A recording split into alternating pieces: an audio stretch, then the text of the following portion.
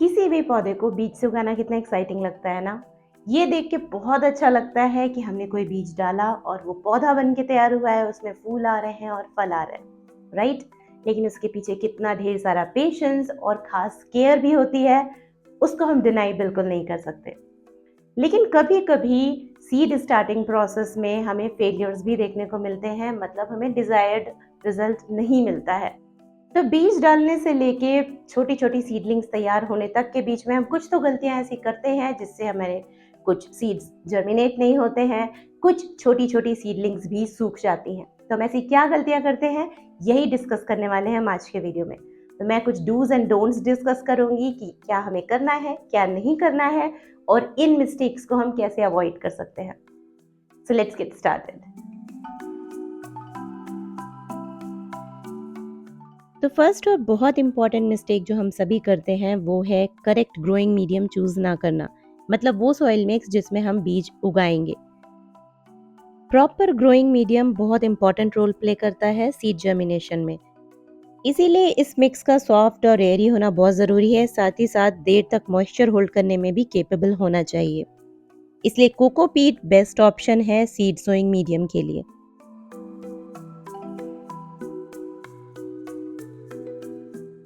और हाँ, आप चाहें तो कोकोपीट में 10% कंपोस्ट भी मिला सकते हैं सीड सोइंग के टाइम पे। इससे जो सीडलिंग तैयार होगी उनमें न्यूट्रिशन भी मिलेगा।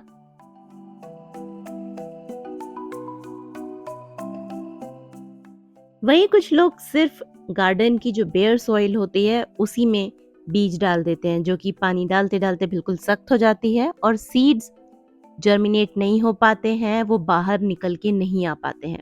इसलिए इस तरह का प्रॉपर ग्रोइंग मीडियम चूज करना बहुत ज़रूरी है, जो सॉफ्ट हो और मॉइस्चर देर तक होल्ड करे। दूसरी कॉमन मिस्टेक जो हम करते हैं सीड सोइंग के टाइम पे वो है अच्छी क्वालिटी के गुड जर्मिनेशन रेट वाले सीड्स ना लेना, मतलब वाइबल सीड्स ना चूज़ करना। और जब उनको हम सो करते हैं या तो बहुत डीप डाल देते हैं उन्हें, या तो बहुत शैलो, जिससे जर्मिनेशन नहीं हो पाता है। इसलिए अच्छी क्वालिटी के सीड्स लेना, यानी वाइबल सीड्स लेना, अच्छी जर्मिनेशन रेट वाले ट्रस्टेड सोर्स से सीड लेना बहुत ज़रूरी है। वरना सीड सोइंग का सारा एफर्ट और इतना टाइम, एनर्जी, सब कुछ आपका वेस्ट हो जाएगा।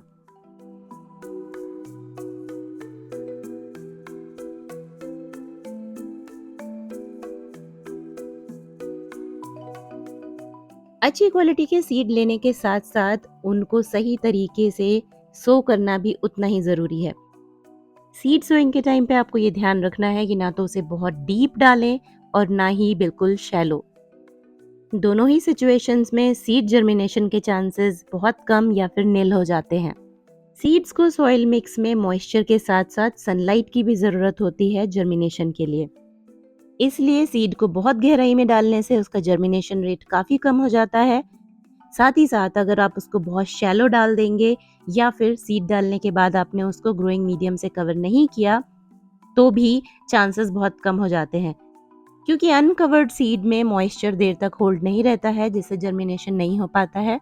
और कभी कभी बर्ड्स वगैरह भी खुले पड़े सीड्स को खा लेती हैं और हमें लगता है कि सीड्स जर्मिनेट नहीं हुए। इसलिए सीड को कितनी गहराई में डालना है, उसके लिए ये थंब रूल हमेशा फॉलो करें। किसी बीज को उसकी साइज के 2 से 3 गुना गहराई तक में आप उसको डाल सकते हैं जर्मिनेशन के लिए, जो आइडियल डेप्थ होता है। साथ ही साथ अगर बीज बड़े हैं, जैसे बॉटल गार्ड हो गया या फिर बीन्स के बीज हो गए, तो उसको आप 1 से 2 इंच गहराई तक डाल सकते हैं। इसलिए जब भी आप बीज डालें, डेप्थ का ध्यान ज़रूर रखें कि कितनी गहराई में डालने हैं उसके बीज। साथ ही साथ बीज डालने के बाद ऊपर से एक ग्रोइंग मीडियम की हल्की लेयर, पतली लेयर ज़रूर डालें, जिससे बीज कवर हो जाए। और उसके बाद अच्छी तरीके से वाटरिंग कर दें उसकी। कोशिश करें कि आप जब भी बीज उगाएं, सीडलिंग तैयार करें, तो उसको या तो सीडलिंग ट्रे में तैयार करें, कप्स में तैयार करें या फिर छोटे छोटे पॉट्स में। और जब उनमें ट्रू लीव्स आ जाए, आपका पौधा स्टेबल हो जाए, तब उसको आप अपने बड़े पॉट्स में, टब्स में या फिर गार्डन में शिफ्ट करें। क्योंकि अगर आपके गार्डन में चूहे हैं तो डायरेक्टली बीज गार्डन में डालना अच्छा आइडिया नहीं होगा, क्योंकि बीज खा जाएंगे चूहे और हमें लगेगा हमने इतने सारे बीज डाले थे और जर्मिनेशन नहीं हुआ किसी में भी। ऐसा मेरे साथ हो चुका है, इसलिए अपने एक्सपीरियंस के हिसाब से बता रही हूँ। बीज डालने के बाद मॉइस्चर बना के रखना बहुत ज़रूरी है सीड जर्मिनेशन के लिए। अंडर वाटरिंग से बीज में मॉइस्चर ना मिल पाने की वजह से जर्मिनेशन नहीं हो पाएगा, वहीं ओवर वाटरिंग से बीज सड़ भी जाएंगे। इसीलिए रेगुलर लेकिन कंट्रोल्ड वाटरिंग ज़रूरी है। और यही बात लागू होती है सीडलिंग्स पर भी। छोटे छोटे पौध जब तैयार होने लगते हैं उस वक्त भी उनमें रेगुलर वाटरिंग करना बहुत ज़रूरी है।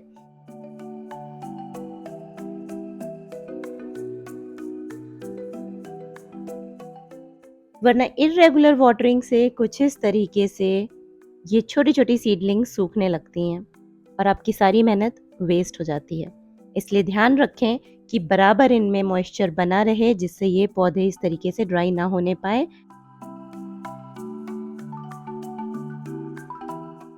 और जब आप इन सीडलिंग्स में पानी डालें तो ध्यान रखें कि इनके ऊपर से ना डालें और प्रेशर से बिल्कुल ना डालें, वरना इनकी डेलिकेट स्टेम्स टूट जाएंगी।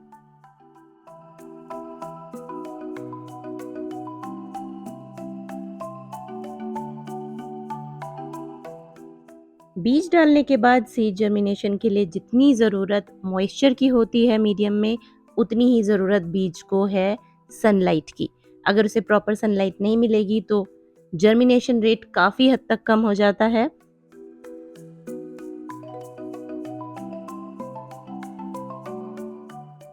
और अगर जर्मिनेट होते भी हैं आपके सीड्स तो बहुत ही वीक और लेगी हो जाते हैं।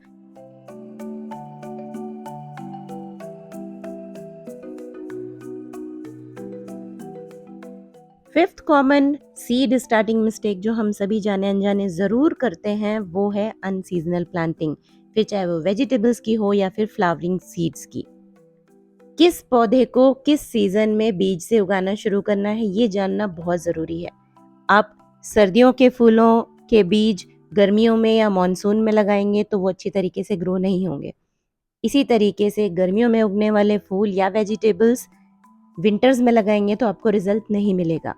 तो थोड़ी रिसर्च हमेशा कर लें किसी भी वेजिटेबल या फ्लावर को बीज से ग्रो करने के पहले कि उसका आइडियल टाइम क्या है उसे शुरू करने के लिए बीज से, क्योंकि किसी भी प्लांट को ग्रो करने के लिए उसको आइडियल सनलाइट और टेम्परेचर की ज़रूरत होती है जो हर मौसम में चेंज होता है।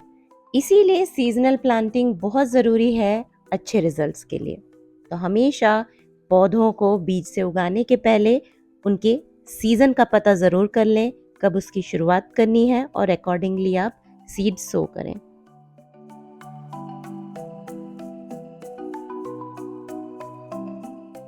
आई होप आपको आज का वीडियो पसंद आया होगा। पसंद आया है तो उसे लाइक और शेयर करना ना भूलें, और नेक्स्ट टाइम आप जब भी कोई भी पौधा बीज से उगाएं तो इन बातों का ज़रूर ध्यान रखें, आपको बहुत अच्छा रिजल्ट मिलेगा। आज के लिए इतना ही, फिर मिलती हूँ जल्दी एक और इंटरेस्टिंग वीडियो के साथ। Bye bye and happy gardening.